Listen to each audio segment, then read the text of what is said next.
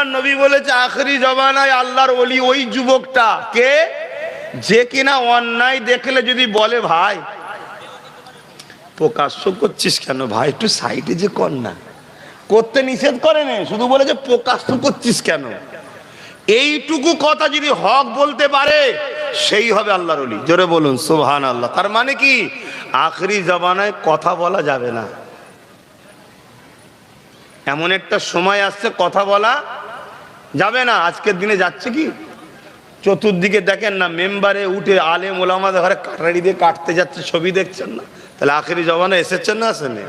তার মানে হক কথা বলার সময় চলে গেছে। এই সময় যদি কেউ বলে ওই তুই মদ খাচ্ছিস, প্রকাশ্য খাচ্ছিস, যা ঘরে খেয়ে যা, ঘরে চলে যা, নুকিয়ে যা, খেতে বারণ করে নে, শুধু বলেছে সাইডে নুকিয়ে যা, এতটুকু হক কথা বলতে পারলেও সে আল্লাহর ওলি হবে। কেন, এই হকটাও বলার উপায় থাকবে না, সেদিন আসছে। আর এদিন কারা করবে? অমুসলিমরা। বলেন বলেন, এই দিনটা কি অমুসলিমরা করবে? মুসলমান পাড়ায় এসে আমরা কথা বলি, আমরা কোনো অমুসলিমকে বলি নাকি নামাজ পড়েছি কেন, এ বলি? এই মৌলানা সাহেব গুলো বলছিল নাকি অমুসলিমদের বেটিদের ঘরে পর্দা করো, পর্দা বলছিল? কার কথা বলছিল? এমন একটা দিন আসছে এই কথাটাও বলা যাবে না। স্বামী দাঁড়িয়ে বলবে আমার বউ ঘরে, তো তোর কি হয়েছে? সেদিন আসছে। তাই নবী বলছে ওই সময়ে কেউ যদি এইটুকু বলে যা পীড়িত করছেন একটু সাইডে যে করেন না, এইটুকু যদি হক কথা বলতে পারে সে হলো সেই সময়ের আল্লাহর ওলি। কেন, ওইটুকু বলারও লোক থাকবে না। তাহলে বলুন, আপনাদের কাছে আমরা আল্লাহর ওলি হতে পেরেছি না পারিনি? বলবেন তো, কথা ভালো লাগছে না? কেন, আজকে পরিস্থিতি বলুন, আজকের পরিস্থিতি বলুন। 24 ঘন্টা গান, মদ, জুয়া, গান, সিনেমা, যাত্রা, ফাংশন, পরচর্চা, পরনিন্দা, হই হট্টগোল, খেলাধুলা, নামাজ নেই, রোজা নেই, হজ নেই, যাকাত নেই, কলেমা নেই, এসব হয় না? হয় না? সেই সমাজে এসে যখন আমরা বলি এ বাবা 5 মিনিট সময় দিচ্ছি, সব কিছু ছেড়ে চলে যায়, এটা গুরুত্ব আছে না নাই? তাহলে বুঝতে পারছেন, এই যে হকটুকু কথা বলেছি, এই দোকানদার গুলো, তোদের কাল্লা এত দিয়েছে হয়নি, নবীর জলসাটাকেও নষ্ট করার জন্য বসেছিস, খোদার গজবে পড়বি। এই কথাটা বলা দমের ব্যাপার আছে না নাই? তুই তো বলতে পারে, এক্ষুনি তো বড় লাঠি ছুটলে চলে আসতে পারে, আমি আমার পয়সায় বিক্রি করছি, দোকান দিয়েছি, তো তোমার কি হয়েছে? এ ভয় আছে না নাই? তারপর এই যে হক কথাটুকু বলা হচ্ছে, এটা আল্লাহর ওলি হওয়ার লক্ষণ। খারাপ বুঝবেন না, আমি গুনাহগার, আমি বোঝাতে চাইছি যাতে আপনাদের অ্যাট্রাকশন তৈরি হয় আলেমদের প্রতি, ভালোবাসা যে তৈরি হয় আলেমদের প্রতি, তাই বুঝাবার জন্য বলছি। আমি গুনাহগার মানুষ, আল্লাহ কার ইনারা আলেম মানুষ, ইনারাও তো আপনাদের ঘরে ডাকছে ভালো জন্য, বোঝার চেষ্টা করো আমার ভাইরা।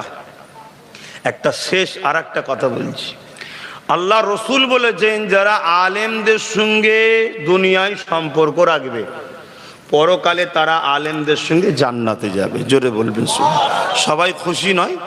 তাহলে বলুন সুবহানাল্লাহ। এমন কি যদি কেউ এক দস্তখানে বসে খেয়ে থাকে, একজন আলেমের সঙ্গে, আলেমে হাক্কানির সঙ্গে এক দস্তখানে বসে খেয়েছে, কোনো কারণবশত হতে পারে, দাওয়াত দিয়েছিল বাড়িওয়ালার বাড়িতে, বাবা বসো না রে, তার ছেলে হয়তো বসে গেছে, খেয়েছে। কিয়ামতের দিন এমনও লোক যারা আলেমের সঙ্গে এক দস্তখানেও বসেছে, আলেম তার জন্য সুপারিশ করবে, আলেমে হাক্কানির ওসিলায় সেও যাবে জান্নাতে। জোরে বলুন সুবহানাল্লাহ। এই মাইকে মুখ দিয়ে কথা বললাম না আলাদা, এটা মাইকে মুখ দিয়ে বলছি না গোপনে বলছি। তাহলে আমার কথা হাজার জায়গায় চলে যাচ্ছে, তো রেকর্ড হচ্ছে, তো ভুলভাল ভুগলে কালকে চ্যালেঞ্জে আসবে না? আসবে না? এমনি আমার দুশ্মন সব জায়গায় ভর্তি, ঠিক না বে ঠিক? তারপরও এত বড় কথা বলছি, দি হাদিসে না থাকে বলতে পারবো না? কালকে তো আমার সঙ্গে চ্যালেঞ্জে চলে আসবে যে আপনি কোথায় পেয়েছেন এই কথা, আপনি কোথায় পেলেন? শোনো, নবীর ওয়ারিসদের আল্লাহ এত সম্মান দিয়েছে, এত ইজ্জত দিয়েছে, তাহলে তুমি আমি যদি নবীর মাহফিলে একসাথে বসি আলেমদের সাথে, লাভ আছে না লস আছে? তা 2 ঘন্টা কি 3 ঘন্টা আলোচনার মাহফিল, এই জায়গাটাও কপালে জুটছে না? তাহলে জানতে হবে কপাল ফাটা। কি জানতে হবে? কপাল ফাটা। বলেও চেষ্টা করেও হচ্ছে না, কিন্তু আমাদের ডিউটি আছে না নাই? বলুন, ডিউটি আছে না নাই? আল্লাহ তো বলবে, আব্বাস তুই ডাকলি না কেন? আসবে কি না আসবে সেটা আমি বুঝবো, সে বুঝবে, তুই ডাকলি না কেন? ইমাম সাহেব কেন ডাকছে? এই তুমি ডাকলি না কেন? আসবে কি না আসবে সে বুঝবে, আমি বুঝবো, তোমার ডিউটি তুমি করলে না কেন বলো? তাহলে আমরা জবাব দিতে পারবো? তাই আমরা বারবার বলি, আয় বাবা, আয় বাবা, আয় বাবা, ডিউটিটা পালন করার জন্য, যাতে করে আমি কমসে কম বলতে পারি যে আল্লাহ ডেকেছিলাম, আসেন তো কি করবো? তাহলে আমি খালাস, এবার ধরবে তাকে। তাই আমি আরো একবার বলবো, যে ভাই কোনো দাঁড়িয়ে আছো, যদি তোমরা উম্মতে মুহাম্মাদি হও, পিছন দিকে ফাঁকা আছে, তোমার নবীর আলোচনা হবে, বসো। আর যারা দূরে দূরে আছে, জানি না আর কেউ আছে কি, আমার জানা নাই, মাইকের আওয়াজ যদি শুনতে পাও এসে বসো। আর এর পরেও যদি কেউ মনে করো যে আমার বসতে ভালো লাগছে না, দয়া করে দয়া করে দয়া করে আমার 10টা ভালো ছেলেকে খারাপ না করে মাহফিল থেকে সরে যান। বলা কি ভুল হচ্ছে? আপনি আপনার বাচ্চাকে সেফ দেবেন না, এই ওর সাথে মিশবি না, এই ওর সাথে মিশবি, মদ খায়, গেঁজা খায়, ও চোর, বলেন না বলেন না? তাহলে আমি তো আমার ভাইদের ঘরে বুঝাবো, এ বাবা ওর সাথে মিশি না। তোমার 2-3 জনের জন্য আমার ভাইগুলো খারাপ হবে, আমার ভাইগুলো খারাপ হবে, আমার ভাইদের অভ্যাস হয়ে যাবে, মাহফিলে গিয়ে বসা ছেলেদের দাঁড়ানো অভ্যাস হয়ে যাবে, কারণ 2-3টে বদমাইশ ছেলের সাথে মিশে মিশে মিশে মিশে খারাপ হয়ে যাবে।